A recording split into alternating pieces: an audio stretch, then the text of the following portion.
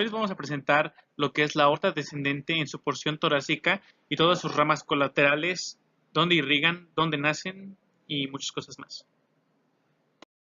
Antes de comenzar específicamente a mencionar las características y arterias provenientes de la aorta torácica, vamos a hablar un poco de la aorta descendente.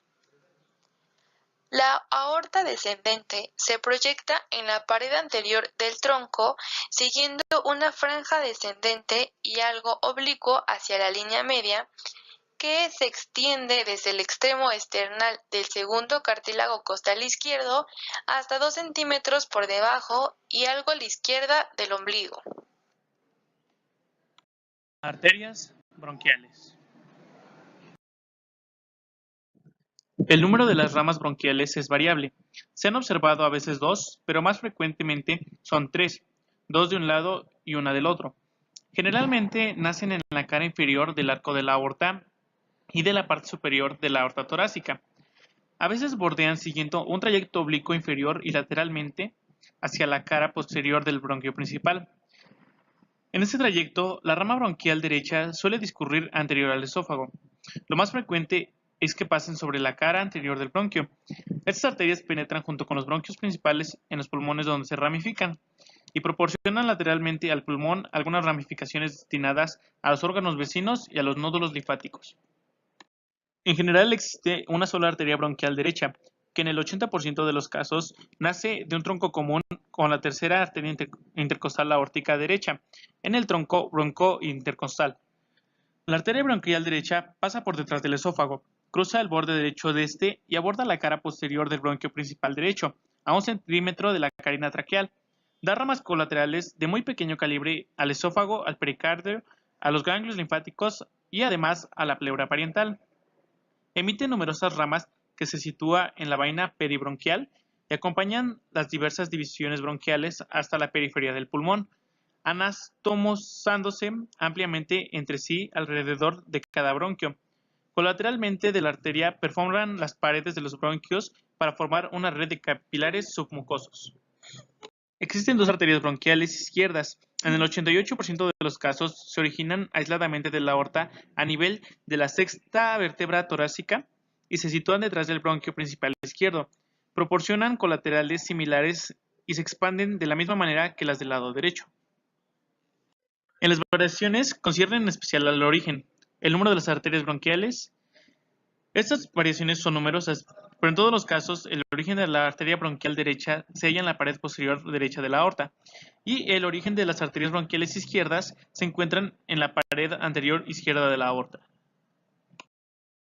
Arterias esofágicas. El número de las arterias esofágicas es de 2 a 4. Estas son muy delgadas, nacen a alturas diferentes de la cara anterior de la aorta y se distribuyen en el esófago. Se anastomosan superiormente con las ramas esofágicas de las arterias tiroideas inferiores y las ramas bronquiales de la aorta torácica. Inferiormente con las arterias frénicas inferiores y la arteria gástrica izquierda. Ramas mediastínicas. Se trata de numerosos vasos de escaso calibre que irrigan los ganglios linfáticos y el tejido conjuntivo del mediastino posterior.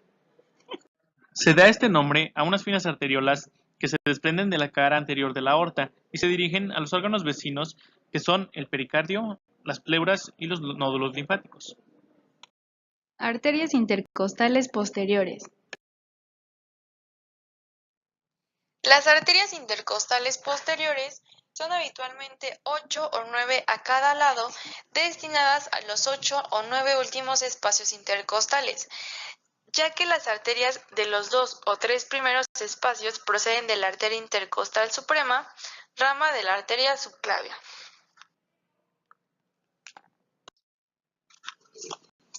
Las arterias intercostales posteriores nacen por pares de la cara posterior de la aorta cerca y a ambos lados de la línea media. Alcanzan un extremo posterior del espacio intercostal correspondiente, siguiendo un trayecto casi horizontal para las arterias inferiores y oblicuo superior y lateral para las superiores. Tanto más oblicuo es, cuanto más elevada va a ser la arteria. En este trayecto, las arterias intercostales posteriores están aplicadas contra los cuerpos vertebrales y discurren posteriores al tronco simpático. A consecuencia de la situación de la aorta a la izquierda de la línea media, las arterias intercostales posteriores derechas presentan un trayecto más largo que las arterias intercostales posteriores izquierda, sobre todo las superiores. Las primeras arterias cruzan la cara posterior del esófago, del conducto torácico y de la vena ácigos. Al llegar al extremo posterior del espacio intercostal, cada arteria intercostal posterior se divide en dos ramas, la rama dorsoespinal y la arteria intercostal posterior propiamente dicha. La rama dorsoespinal se dirige posteriormente y se divide frente al agujero intervertebral en sus dos ramas, una espinal y otra dorsal. La rama espinal penetra en el agujero intervertebral y se distribuye en el contenido del conducto vertebral y en las vértebras. Y la rama dorsal se dirige posteriormente, discurre en la apófisis transversa de las vértebras y se ramifica en los músculos y segmentos del dorso. No presentan una disposición segmentaria y se disponen verticalmente a lo largo de la médula espinal mediante anastomosis, que comunica diferentes niveles entre sí. La arteria espinal anterior se ubica en la fisura media anterior y se origina cranealmente a partir de las dos arterias espinales anteriores, ramas de cada arteria vertebral a nivel del foramen magno. La arteria espinal posterior se origina a partir de cada arteria cerebelosa posterior inferior y descienden atravesando el foramen magno para prolongarse a lo largo de los surcos dorsales laterales de la médula espinal. Arterias frénicas superiores.